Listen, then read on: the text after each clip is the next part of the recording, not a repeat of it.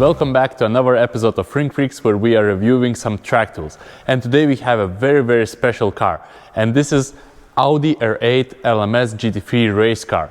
And maybe people who don't really like electric cars wanted some content about real petrol-head cars. So hopefully this V10 5.2 liter naturally aspirated car will be something for you. And this particular R8 was built back in 2017. However, there is a very interesting fact about Audi itself. So till 2016, sport department of Audi was simply called Audi Quattro, and it was building all the unique race cars, and as well we're doing like Audi RS models. However, because all the GT3 cars like this, also GT4 cars, were only driven by the rear-wheel drive transmission, and the TCR was driven by the front-wheel drive, we had to do something with their name. So since 2016, sport department of Audi, which was called Quattro, now it's simply called Audi Sport. This car weighs 1,250 kilos completely empty, without fuel and the driver. The starting weight with fuel and the driver is around 1,400 kilos, and even then, depending on which class and which race you're driving, you sometimes need to add some weight in the car for the power of balance. So for example, this time when the car is driving in the Nordschleife in the VLN series, the completely empty weight needs to be 1,305 kilos. It means around 30 or 40 kilos ballast needs to be added in this car. So like most of the real race cars, this Audi R8 also has not so much to do with the real street legal version of Audi R8. And in this car, I can tell you what is left from real Audi R8. So front headlights are still original in this car. However, if you go with this car in the race where you will need to drive in the night, you need to replace the front headlights with the stronger one, non-street legal version of the headlights. The tail lights are also still original from the normal R8. Then part of the body, like the main chassis, is also R8. However, parts of it was simply chopped off to install the roll cage. And the important part that the engine, the naked engine 5.2 liter V10, is fully original, same engine which goes to the street version of Audi R8 or Lamborghini Huracan, because the Lamborghini Huracan is the same car underneath as Audi R8, so even the GT3 cars has quite some familiarities there. And Audi Sport was the first of all the GT3 cars which has introduced this hole in the roof. And this hole is fastened only with 8 bolts, and this is made for safety. In case the car had a huge impact and the driver is injured, so this hole is not to take the driver out of the car, but it simply can be quickly opened, and the medical assistant can hold the driver's head in the place so the driver could be removed from the car safely. So it's simply because the doors are really small and the entry point is really narrow between the cage and the top of the car. This top hole of the car can be really crucial by taking the driver out from the car safely. Also on the roof you can see many antennas. And first of all, these two small antennas are GSM, so it's like normal phone network antennas, and these send all the data logging information to the pits. So engineer in the pits can track all the car parameters lively and take decisions what to do with the car. This antenna and on the other side is simply from the NLS organization. So this is a lap timing and also tracking where the car is on the track, because when you are driving NLS, you can simply see the map where each car is and what is it doing, if it has a problem or not. And in the front, it's simply a GPS antenna for the data logger to track car speed and also direction of movement. Another interesting feature from outside of the car is front windshield. So the form of the front windshield is of course the same as normal Audi R8 from the street version. However, it's made from some kind of bulletproof material and it never cracks even after big accidents. As well, the front windshield is simply mounted with screws. So if you need to replace the front windshield, you just unscrew it, you put the new one in, you screw it back, and that's all. There is no sealant around or any glue. Also, the front windshield is equipped with the protective foil. It protects the front windshield from scratching, because the front windshield alone costs 2,500 euros for this car.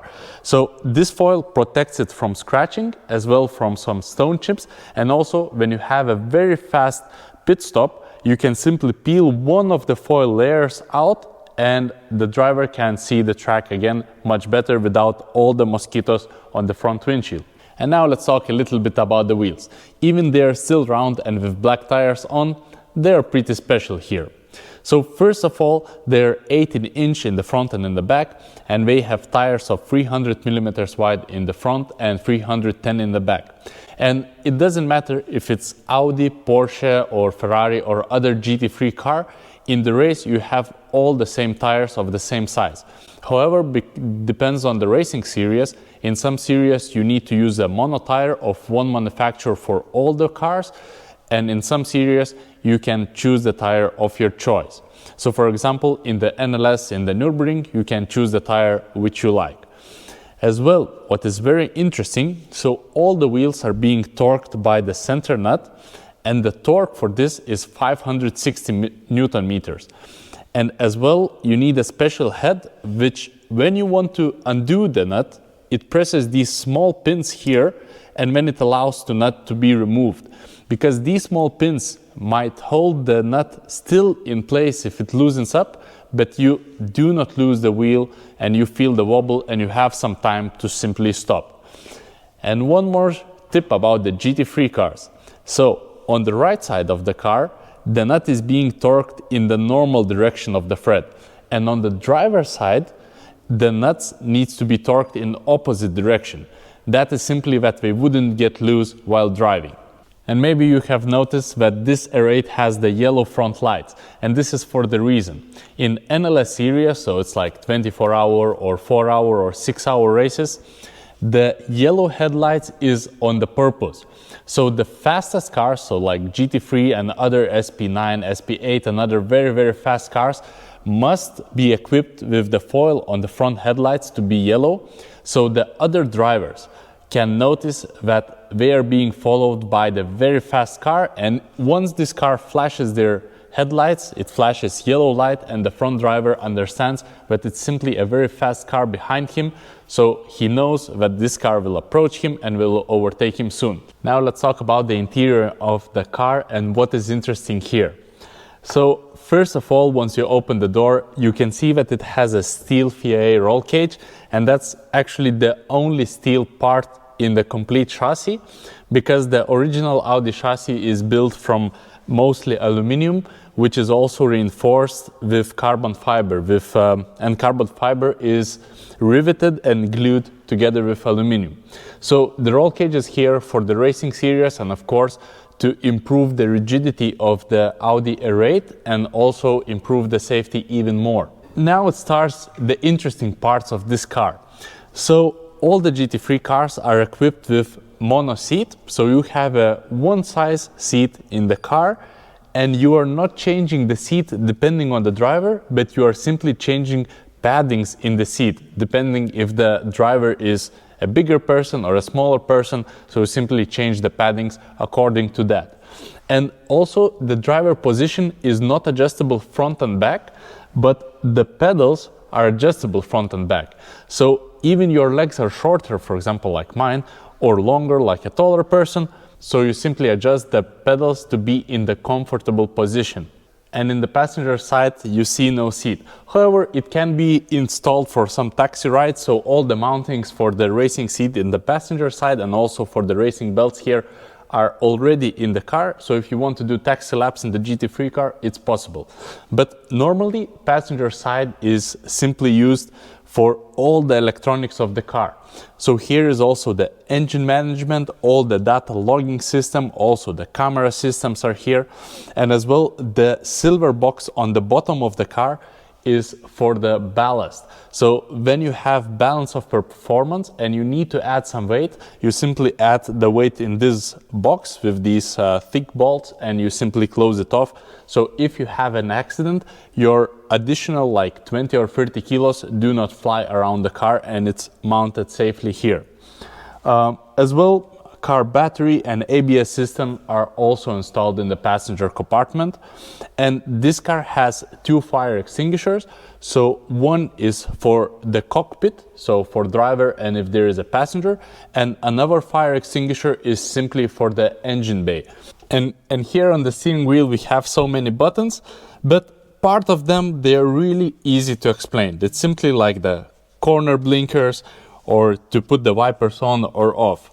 Also on the steering wheel you can adjust the traction control and ABS system, how it behaves. As well, you can turn on with the red button the speed limiter, and the speed limiter in this car works depending in which gear you are, because you need in the race different speed limiters. So for example, if you are in the first gear and you press the speed limiter, your speed limit will be 60 kilometers per hour for the pit lane. If you're in the second gear and you press the speed limiter, your speed limit will be 80, because in the track there is called code 60, in which you need today drive 80 kilometers per hour up to. So if you're in the second gear and speed limiter, the car will only drive up to 80. And also if you're in the third gear and you are on the speed limiter, the car will only drive up to 120 kilometers per hour because of the double yellow flag speed limit. Another feature in the cockpit, of course, is that you have buttons on the right side of the driver and also on the steering wheel, which do the same. So depending what is more comfortable for the driver to adjust. Is it on the steering wheel or on the board in the middle of the car? Most of them are simply duplicated. But the most actually interesting feature for me is that on the steering wheel it has paddle shifts. So the left is to downshift and the up one is to simply upshift the gearbox. But there are 2 small more paddles under the steering wheel, and this is actually clutch. Because the car is equipped with only 2 pedals, so the gas and brake, the clutch is on the steering wheel, and it doesn't matter if you pull the left one or the right clutch paddle, it will do the same. And this paddle is only to put from neutral to the first gear while the car is simply parked. So for example, now the car would be started, I would pull the paddle on the right or on the left, I would put with the paddle first gear, I would release the clutch, the car will still be stationary, and once I start to press the gas, the car would start moving, because then the clutch is operated automatically. So you can never stall with this car, because actually it works like a normal automatic, and for the start and later you just use paddles from the first and up to 6th gear, simply you are using the paddles to gear. In the back of this Audi we find engine and gearbox, and this is mid-placed engine. It means that the engine stays just behind the driver and the gearbox is in the back of the car, opposite to 911 Porsches. And this engine produces around 570 horsepower, but of course it depends on the racing series, you might be restricted. So for example, in the VLN you have 34.5 millimeter diameter restrictor in each side of the intake manifold. So for 5 cylinders you have one, and for another 5 another one, and it's restricted of air intake. So maybe now it's producing around 520 or around horsepower. This engine is completely original, as I mentioned. It's out of the normal R8 and just put it here, nothing else needs to be done. But the gearbox is a racing sequential gearbox. It has 6 speeds driving forward and 1 reverse, so it still has a reverse. And even this Audi is a complete race car, it still has a full exhaust. So it has a silencer, back boxes, also it has catalytic converters, and even for the races at the Nurburgring, it has a dB killers in the exhaust ends to even reduce the sound. So I would say this car at such a setup is even more quiet compared to normal Audi R8. And as well, in the sides of the car, so in the rear fenders, you have oil cooler on the driver's side for the engine, and on the passenger side you have 2 coolers, so it's for the power steering and the gearbox. And the engine water cooling is in the front of the car. So you have a long piping through the car to simply deliver water to the cooler and back. However, the engineers of this car mentioned that the fan on the front water cooler is too small, and if you are simply in the traffic jam with this car and the summer is really hot, this car starts to overheat a little bit and you might shut down the engine before the damage is done.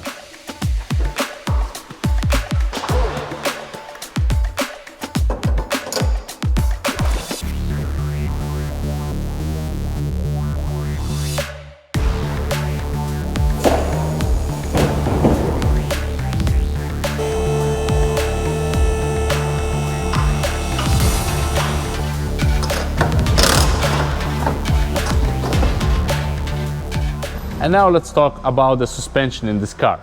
So the suspension both in the front and in the back is completely developed only for GT3 cars for racing, and it has completely nothing to do with the original Audi R8 street car. Also, it has the Öhlins TTX fully adjustable coilovers. They're a bit pricey, but they are top tier for racing, so it's definitely a needed thing here. The very interesting fact, which I did not know before I was working on this car, that this car must be equipped with anti-lift system, only for the Nordschleife. In other tracks you don't need it. What is anti-lift system? So this small system cuts off your accelerator when the car is airborne. And in the Nordschleife, a car is in the air like 3 times, and what this system does, it simply cuts off the power once the car is in the air. How does it work? It's simply a sensor mounted above the spring, and once the spring is loose, so when the car is lifted and the wheel is fully expanded down, the sensor notices that and it cuts the accelerator. Once the car wheel touches the ground, the sensor is pressed again and the power is back. And what it prevents?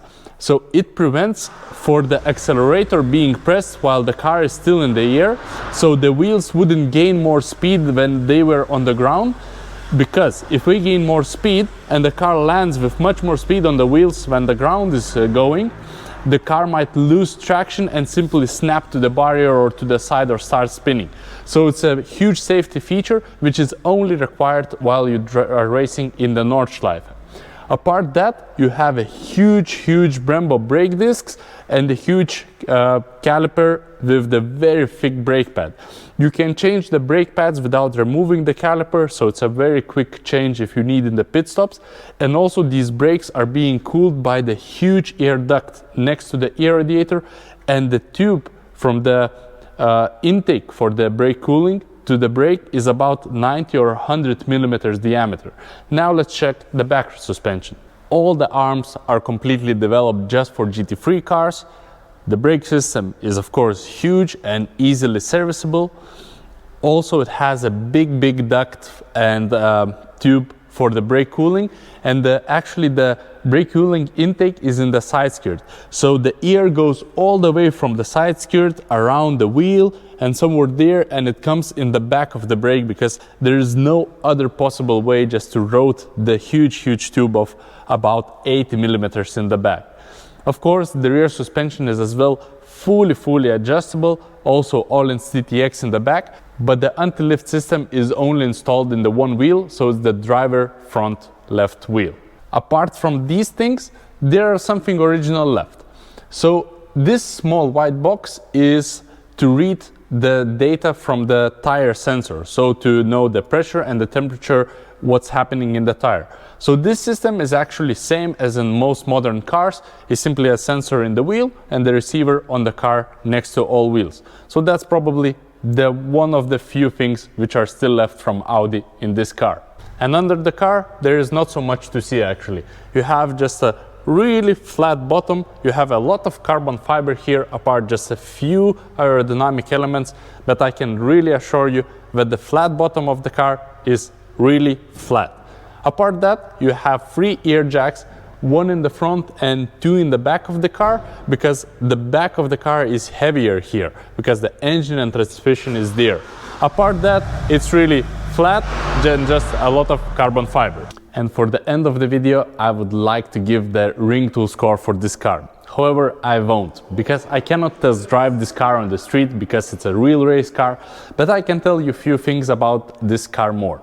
So this car, when it's bought completely new, it's costing around €500,000, and 1 kilometer to drive in the racetrack is costing around €30 per kilometer.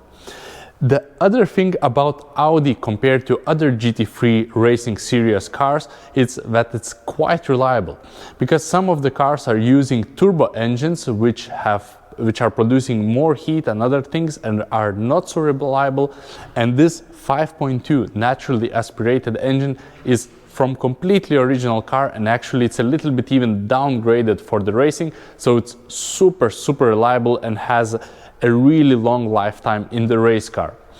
And my honest opinion, after touching and working on this GT3 car, I can tell you that I was expecting it to be much more difficult. The engineers of Audi Sport built this fast and reliable car in the way that it looks simple. That's a really genius side of the engineers who built this car. So yeah, so it's definitely an interesting car to be next to that. And this car, by the way, this year will be driving 24 hours of the Nurburgring, and we might be part of the team. So thank you for watching this track tool, race car review, and see you next week.